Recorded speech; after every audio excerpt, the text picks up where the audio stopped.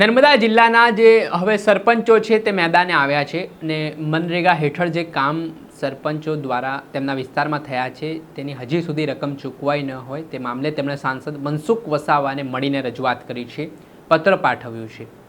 શું કહી રહ્યા છે આ મામલે ત્યાંના સરપંચો, વિગતે વાત કરીએ।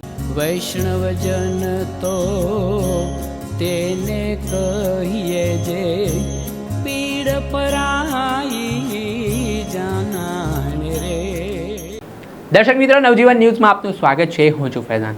એક તરફ નર્મદા જિલ્લાના સાગબારામાં જે વન વિભાગ દ્વારા આદિવાસી સમાજને જમીન ખેડવા દેવામાં નથી આવી રહી તેનો પ્રશ્ન દિવસે ને દિવસે વિકરાળ બનતો દેખાઈ રહ્યો છે ને આ વચ્ચે હવે ચિગદા તાલુકા, ડેડિયાપાડા તાલુકાના સરપંચો પણ મેદાને આવ્યા છે અને વહીવટીતંત્ર સામે તેમણે બાંયો ચડાવી છે।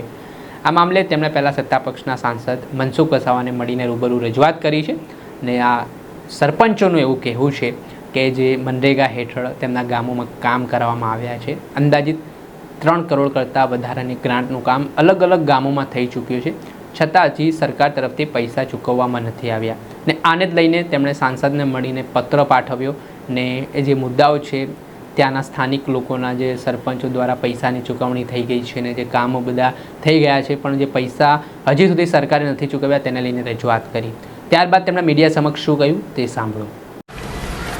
ડેડિયાપાડા તાલુકા, ચિગદા તાલુકાના સરપંચો મનરેગા યોજના હેઠળ પ્રગતિ હેઠળના કામો અને પૂર્ણ થયેલા મટીરિયલ વિકાસના કામોનું જે પેમેન્ટ બાકી છે જે બાબતે ઈ ટેન્ડરિંગ કરવાના હેતુથી આદરણીય સાંસદ સાહેબને અમે ડેડિયાપાડા ખાતે મળ્યા છે। ડેડિયાપાડા અને ચિગદા તાલુકાની કુલ 22 પંચાયતો જેટલીના મટીરિયલ વિકાસના કામો થઈ ગયા છે જેમનું પેમેન્ટ ચૂકવણું બાકી છે। કુલ મળીને 3,68,24,547 જેટલા રકમ થાય છે, જેમાં વેન્ટેડ ડીપ, WBM રસ્તા, આંગણવાડી વગેરે કામોનો સમાવેશ થાય છે। જે બાબતે અમે સાંસદ સાહેબને મળ્યા, સાહેબે અમને પોઝિટિવ રીતના જવાબ આપ્યો છે, ઉત્તરીય રજૂઆત કરવાની અમને વિશ્વાસ આપ્યો છે અને સાહેબ અમે આશા રાખીએ છીએ કે સાહેબ આ પ્રશ્નનું નિરાકરણ લાવશે।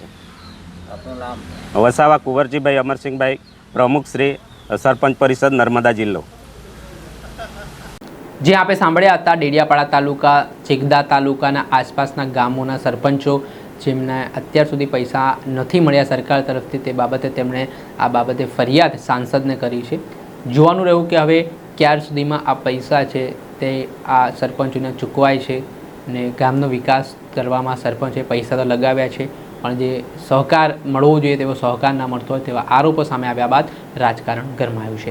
દર્શક મિત્રો, આ જ વિડીયો જોવા માટે તમારી નવજીવન ન્યૂઝ જોતા રહો, લાઇક કરો અને વધુમાં વધુ શેર કરો જેના કારણે તમને નવા અપડેટો મળતા રહે।